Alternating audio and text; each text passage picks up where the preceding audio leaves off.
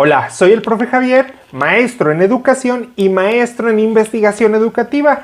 Y el día de hoy estaremos revisando este documento que es para el CTE. Se llama Sugerencias Metodológicas para el Desarrollo de los Proyectos Educativos. Y es uno de esos documentos que si no ponemos mucha atención en los detalles, parece que las 4 metodologías que nos están sugiriendo, porque hay sugerencias, no se marca como obligatorio, se pudieran llegar a confundir, se ven muy similares. Por lo tanto, para este ejercicio, ya sabes que a mí me encanta desmenuzar los pedacitos y explicarlo hasta que todos lo logremos entender.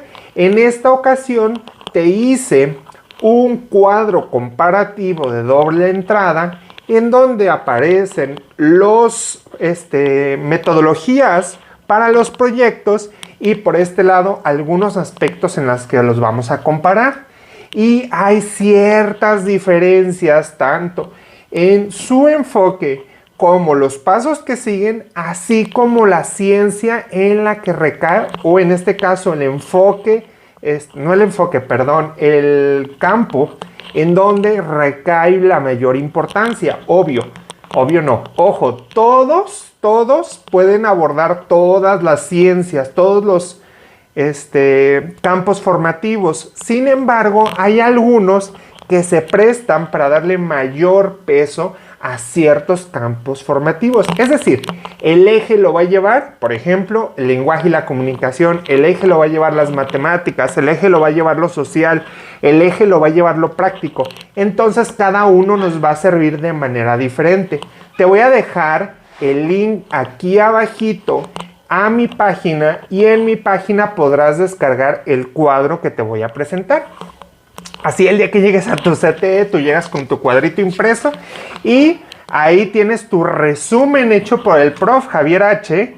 para que tengas tu acordeón y todas las preguntas que te hagan, tú te las sepas de volada y sepas perfectamente contestar. Incluso listos para el examen. Ya sabes, a mí me encanta que todo se nos quede bastante claro. Si te quedan dudas, me gustaría que dejaras tus comentarios. Recuerda que también tengo cursos gratuitos en YouTube y también tengo algunos cursos que te profesionalizarán en mi página Prof. Javier H. Vela a revisar, tengo cursos, tengo una papelería en donde te recomiendo material para maestros y tengo ahí algunos posts en donde también te tengo al tanto de todo lo relevante en educación. Así que sin más, vamos a revisar el documento. Muy bien, entonces en la introducción del documento nos habla sobre lo que ya nos venían diciendo desde hace tiempo, desde los otros CTEs y desde el principio. Se trata de revalorizar el trabajo docente y el carácter profesional. Por lo tanto, estas son sugerencias metodológicas para el trabajo. No quiere decir que exactamente las tienes que seguir. Tampoco quiere decir que se tienen que seguir como recetas de cocina. Sin embargo, esto ya es propio y es una sugerencia.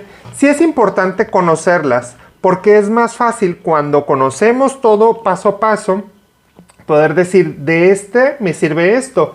De esta me sirve esto y de esta me sirve esto.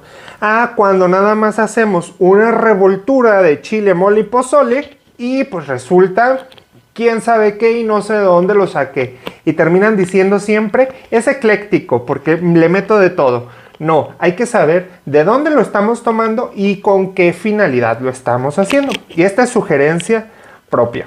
Entonces, vámonos a la primera. La primera es el aprendizaje basado en proyectos comunitarios.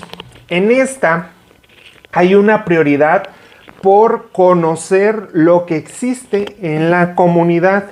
Y entonces, fíjate, se parece bastante a los proyectos didácticos que venían hace unos años en las materias de español y que todavía en el modelo 2017 seguía implementando, en donde tiene un enfoque hacia sí la solución de problemas de repente, hacia sí el conocimiento, pero un enfoque mayor en la comunicación. Por lo tanto, en este tipo de proyectos, lo que se prioriza es el conocimiento de la problemática contextual que está en el mismo contexto de los estudiantes, pero que también va a ser a través de los vínculos con los padres, la familia y el maestro. ¿Te acuerdas que mucho en matemáticas y de repente también en tercero en conocimiento del medio, no en el conocimiento del medio, por ejemplo, aquí en Jalisco, la materia de Jalisco, que es la del Estado, te pide que los alumnos le pregunten a los padres, que le pregunten a los abuelos cómo era, cómo fue, cómo piensan. Y se trata en este tipo de proyectos eso, priorizar que la comunicación se dé y que la recogida de la información sea por medio de la comunidad, con los vecinos, con los padres, con los abuelos, con los tíos, con personas que viven efectivamente en la comunidad. Y entonces, a través de esta información que estamos recibiendo de la comunidad, se empieza a problematizar, se empieza a conocer de dónde está partiendo ese problema que estamos teniendo. Obviamente, el docente tiene que tener en claro cuál es ese problema más o menos para poder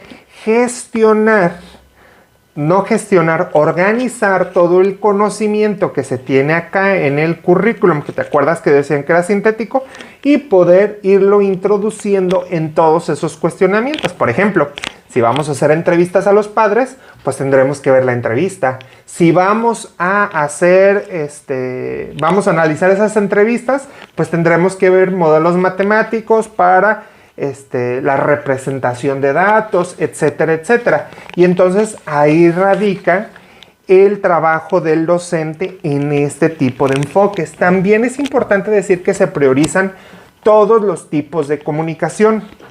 Y por eso digo que tiene un enfoque más o menos más ligado hacia la comunicación. Por ejemplo, las obras de teatro, los carteles, las podcasts, no sé, cualquier tipo de comunicación en donde se permita que se lleve el conocimiento, es válido. Y pues aquí se permite hacer como un enlace entre los contenidos y los ejes articuladores. ¿Te acuerdas que hay campos formativos y ejes articuladores? Estos ejes articuladores, aquí se permite hacer esto. Y comprende de 3 fases: planeación, acción e intervención. Y entonces la planeación tiene momentos, por ejemplo, identificación, en donde les vamos a plantear a los alumnos algunas problemáticas para que ellos se empiecen de cierta manera a problematizar y empiecen a reconocer de dónde van a sacar la información. Después viene la recuperación. Es recordar lo que estuvieron viendo para poder enlazarlo con lo que van a hacer después. Posteriormente viene la planificación. Y entonces empiezan a ver qué van a hacer primero, qué van a hacer después, los productos que van a necesitar, los tiempos, los recursos, las acciones, qué conocimientos incluso pudieran decir los alumnos que necesitan para lograr la finalidad de este proyecto.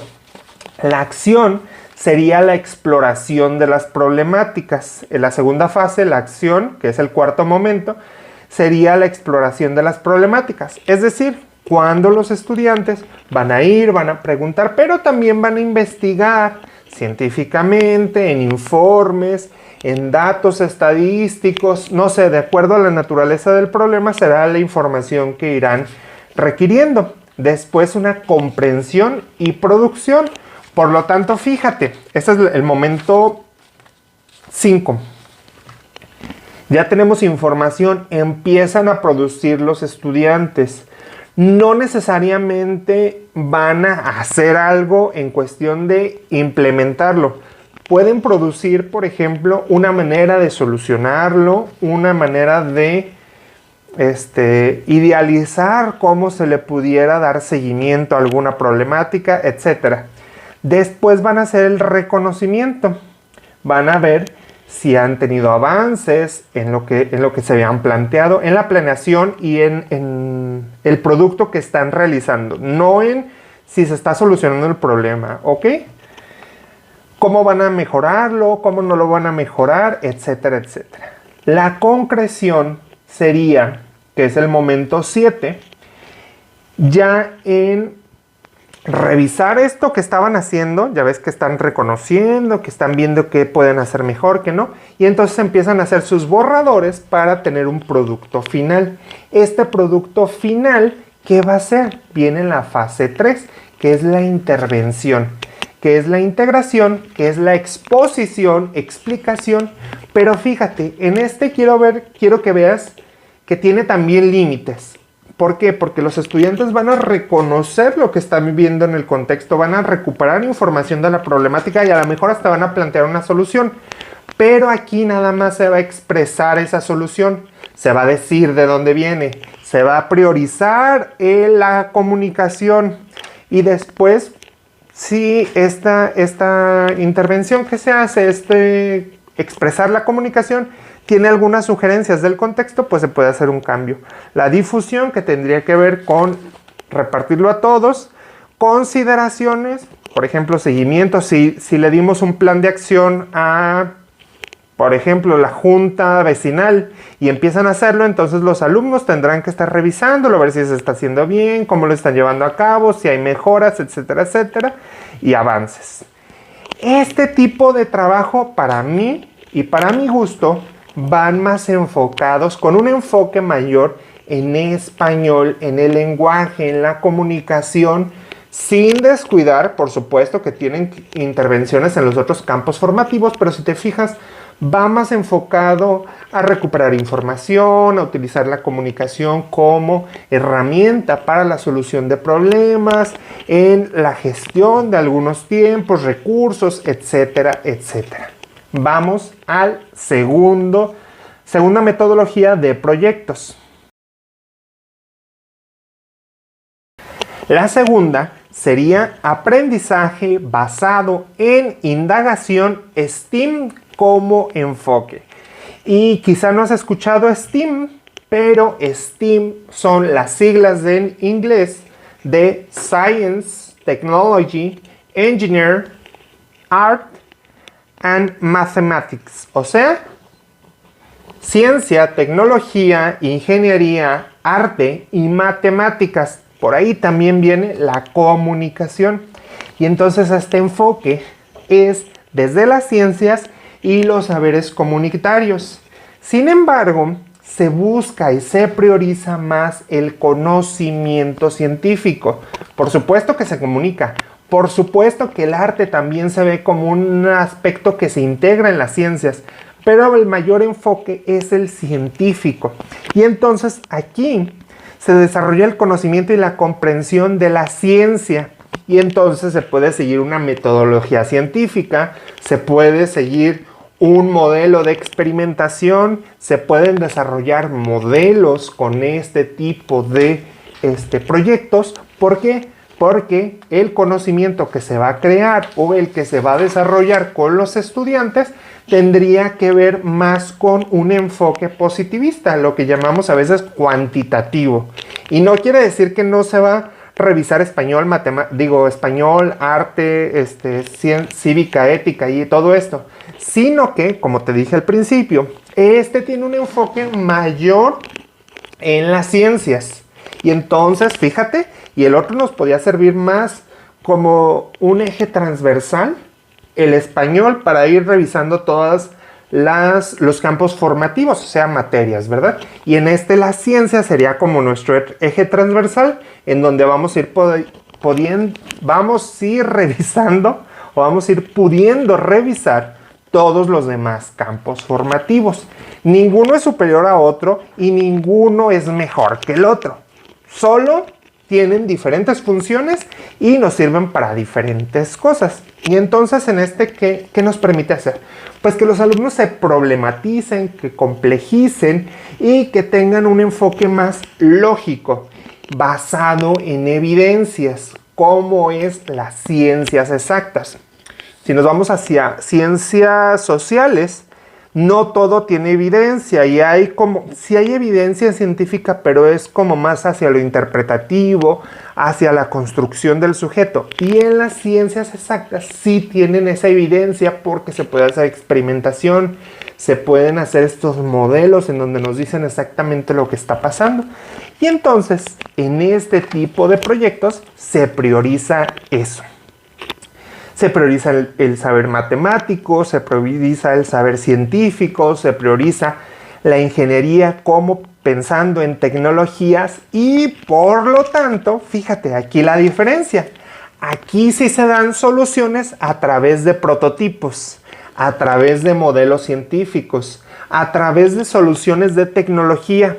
Si te fijas que en el otro se daban como recomendaciones, se daban comunicación de lo que se había obtenido y todo esto. Y aquí ya vamos a una solución tecnológica, a una solución en donde podemos proponer un modelo de intervención o un producto, una tecnología para intervenir en la sociedad. Y entonces aquí hay un cambio grande. Por supuesto que se trabajan aspectos del ser humano, aspectos del arte, y en este tipo de metodologías tienen 5 fases. Las fases, viene la fase 1, que es la introducción al tema, el uso del conocimiento previo sobre el tema a desarrollar, identificación del problema. Es decir, con todo lo que sabe el alumno y lo que tú le puedes enseñar en esos días, o sea, conocimiento tal cual, van a empezar a analizar el problema. Por ejemplo, pudiera ser que hasta donde yo sé, voy a agarrar el ejemplo de un maestro que hace unos días conocí en una junta. Decía que sus alumnos querían hacer un estanque de ajolotes. Y entonces ellos decían, bueno, pues hasta donde yo sé, pues tiene que tener un estanque, tiene que tener esto y esto otro. Y la ciencia nos dice bla, bla, bla, bla, bla. Pero después viene una fase 2 de diseño de investigación y desarrollo de la indagación. Y entonces decimos, bueno, yo sé que tiene que tener un tanque, pero no sé cuánta capacidad tiene que tener, no sé a qué temperatura, no sé qué se alimenta, no sé cuánto sol, no sé. Y entonces empiezas a plantearte un montón de preguntas para esa problemática inicial. Y en la fase 2 es el diseño. En el diseño estaremos planteando las preguntas, pero también organizándonos cómo lo vamos a llevar a cabo. En la fase 3 es organizar y estructurar las respuestas a las preguntas específicas de indagación.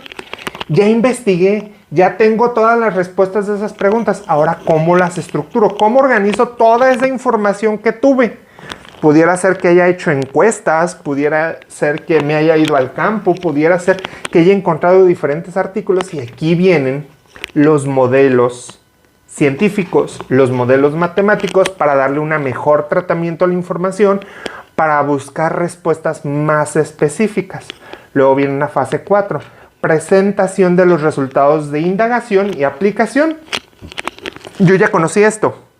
Ahora, aquí está y me sirve porque voy a hacer esto. Y entonces te vas a la construcción del estanque, al conseguir los animalitos, a el trabajo, etcétera, etcétera, etcétera. Si te fijas cómo aquí ya estamos aplicando algo científico, algo tecnológico, algo matemático incluso. Y entonces viene la fase 5, que esta es súper importante y es la metacognición. Y es cómo se llevó a cabo todo el proceso para dar una retroalimentación tanto personal como al equipo. Personal me refiero al alumno, pero también pudiera ser al docente, al alumno como al equipo para mejorar en diferentes proyectos o que, por ejemplo, haya resultado que el estanque no funcionó, que no pudimos conseguir los animalitos, etcétera, etcétera. Y entonces, ¿qué aprendemos de eso? Porque todo es aprendizaje, incluso cuando tenemos errores. Y ahí podemos cambiarlo. Entonces, si te fijas, tiene un enfoque más hacia la ciencia, hacia la tecnología y hacia la solución de problemáticas con ciencia, tecnología e intervenciones de este tipo. Vamos a la parte 3, a la tercera metodología. La tercera tendría que ver con el aprendizaje basado en problemas, el famosísimo ABP. ¿Y qué tiene de diferencia a los demás? Bueno, en todo el proceso se inicia a través de un problema. Y este problema es nuestro punto de partida, pero el eje transversal de todo el trabajo. Si te fijas, los demás también se verían con problemáticas sociales, pero el eje que los regía era, por ejemplo, el español, la comunicación y todo esto, las ciencias, las matemáticas, la postura más exacta. Y en es la solución de un problema. Y entonces se problematiza, se ven todos los factores que están ahí implicados en el problema, pero también se traza una ruta de acción. Y entonces hay una serie de relaciones entre el estudiante y el exterior. ¿Por qué con el exterior? Porque el problema viene de afuera, de la realidad. No está en la escuela. O pudiera ser un problema de la escuela, pero que implica una realidad. Por ejemplo, captación de agua, porque no hay agua en la escuela. Por ejemplo, huertos urbanos. ¿Por qué? Porque, no sé, no hay con qué comer en la escuela, en la comunidad, etcétera, etcétera. Si te fijas, son problemáticas que están fuera y que se vienen a meter a la escuela. También tiene una serie de fases y de pasos. Lo primero es la presentación, en donde se presenta el problema. Aquí es importante que el docente va a elegir el problema que está más o menos relacionado, pero este problema tiene que ir relacionado con los conocimientos que tenemos que desarrollar. Por lo tanto, es necesario que se plantee bastante bien el problema y que se vean todas las implicaciones de materias que puede tener. Después se va a reflexionar sobre este problema. Aquí viene algo que de repente usamos, pudiera ser como preguntas generadoras. Y entonces empezamos a problematizar a los estudiantes para que vean todas las implicaciones que tiene el problema, desde dónde se puede abordar, desde distintos puntos de vista, etcétera, etcétera. Después, recolectamos, es decir, explorar y recuperar de manera general los saberes sociales y escolares respecto a la temática detectada. ¿Y eso qué es? Bueno, que los estudiantes tienen que salir al campo, conocer por qué pasa, a quién le pasa, a quién afecta, qué implicaciones tiene, de dónde viene ese problema, tiene que ver el gobierno, tiene que ver la empresa, tiene que ver qué. Y entonces ahí viene un aspecto importante. Después viene una formulación del problema. Y esto tendría que ver, fíjate cómo va más enfocado a reconocer un problema, a ir formulándolo y diciendo, bueno, el problema viene de esto, de esto, de esto. ¿Y qué está desarrollando? Un pensamiento crítico, un pensamiento complejizado, en donde ya no nada más está viendo esta problemática, esta solución y así se hace. No, está viendo la problemática, pero se adentra en la problemática. ¿Para qué? Para quitar todas las hebritas. ¿No te ha pasado que de repente hay problemas, sobre todo los sociales, que no nada más tienen una solución? Hay muchos factores que influyen en ese problema. Este tipo de metodologías ABP se trata de eso, de analizar todas esas implicaciones, todas estas cuestiones, para que el alumno vaya complejizando ese problema y lo pueda analizar en su totalidad. La siguiente fase tendría que ver con la organización de la experiencia. Y aquí tendría que ver con los objetivos de aprendizaje. Bueno, existe el problema. ¿Y de qué me va a servir ese problema? ¿Qué voy a aprender a través de ese problema? ¿Qué voy a aprender a través de la investigación, de esa problemática, pero también la construcción de una solución? No. O a lo mejor ese problema nada más queda en que alcanzo a analizar todos los factores que intervienen y la solución vendría en una segunda fase o en un segundo proyecto. Fíjate cómo pudiera ser, a mí se me ocurre ahorita, un proyecto inicial, Por ejemplo, iniciamos el ciclo escolar haciendo una metodología ABP sobre por qué hay tanta contaminación en nuestra colonia.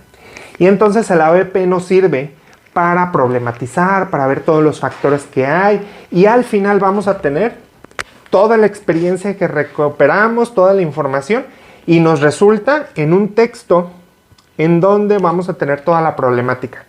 Y ese es el insumo para nuestro segundo momento, en donde vamos a utilizar ya a lo mejor una metodología de STEAM o una metodología de proyectos, ¿cómo se llamaba el primero? Se me fue el nombre ahorita. Aprendizaje basado en proyectos comunitarios, y entonces ya planteamos soluciones. Pero esta primera fase nos sirve para recolectar todo el aprendizaje sobre ese problema. Si te fijas cómo cada una nos va sirviendo para cosas diferentes, bueno, ya que organizamos toda esa experiencia, vivamos la experiencia. ¿A qué se refiere esto? Bueno, yo estoy viendo que tiene estos factores y estoy suponiendo a lo mejor y estoy organizando todas las entrevistas que voy a hacer y todo eso. Pues vámonos al campo, vamos a buscar, vamos a no intervenir, a investigar qué está pasando, y entonces vamos con los niños. No que te vayas a salir a la escuela, los niños se llevan su entrevista ya bien hecha y todo, la hacen a papás, la hacen a tías, la hacen a tíos, la hacen a alguna institución, gestionamos que venga alguien de alguna institución para que los niños puedan investigar. Y finalmente el resultado y el análisis. ¿Qué se obtuvo de todo eso? ¿Qué información se obtuvo? ¿Y cómo la analizamos para obtener la máxima información de todo esto? Espero te vaya quedando claro. Si no te has suscrito, suscríbete en este momento porque sigo subiendo contenido relacionado al nuevo modelo educativo que es de la nueva escuela mexicana y muchísimos talleres para maestros. Así que hazlo. Vamos al cuarto y último factor. Dije factor, es metodología. La metodología, la última, es el aprendizaje servicio. ¿Y esto qué tiene que ver o esto a qué se refiere? Bueno, se refiere a que todo el proyecto tiene que ver con una intervención social en la comunidad. Sí, este tiene un enfoque más comunitario, más de ayuda. Y entonces, en este se tratan de hacer estas redes de, por ejemplo, padres, alumnos, maestros, junta vecinal, gobierno, etcétera, etcétera, para darle solución a problemáticas reales de la comunidad. Y en este sí hay una intervención y hay un servicio y se propicia la transformación social. Si bien en los demás se problematiza, por ejemplo, en el primero se problematiza, se investiga, se dan ciertas soluciones y se comunican esas soluciones. En el segundo, pues se problematiza, se revisa y se da un modelo, una tecnología o algo que pueda ayudar. En el tercero, que es el ABP, pues se profundiza en el problema, se ven los factores, etcétera, etcétera, y eso es un insumo para la solución de problemas. En este cuarto, toda esa problematización, todo ese conocimiento que a lo mejor se obtuvo en el ABP, lo vamos a utilizar ahora sí para intervenir, ahora sí para hacerlo. Nosotros tenemos que darle solución a ese problema.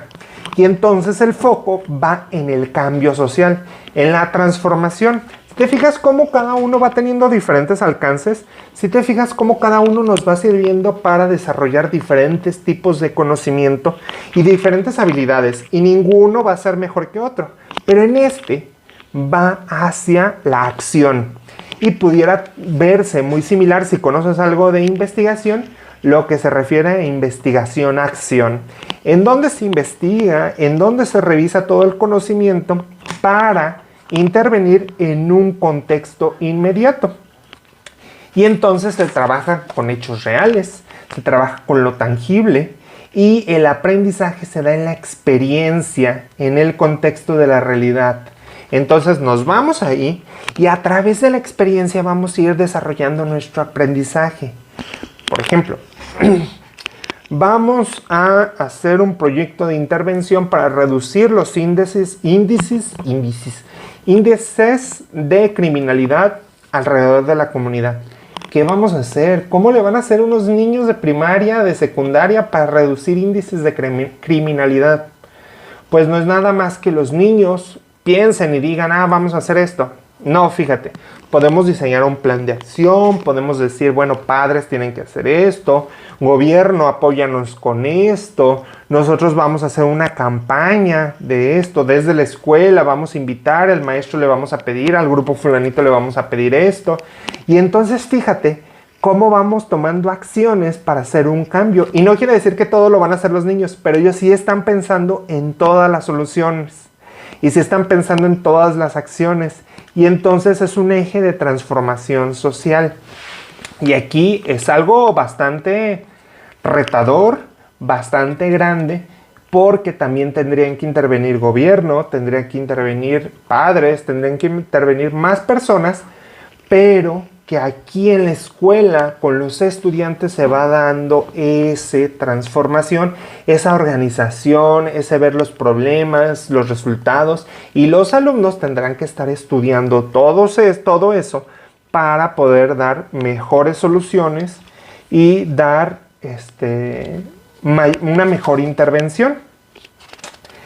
Tiene un enfoque más activo del estudiante. ¿Por qué? Porque tiene que participar, tiene que hacer. Tiene un enfoque hacia el servicio solidario de la comunidad y hay un aprendizaje intencionado en este plan, porque el aprendizaje nos va a dar esa transformación social.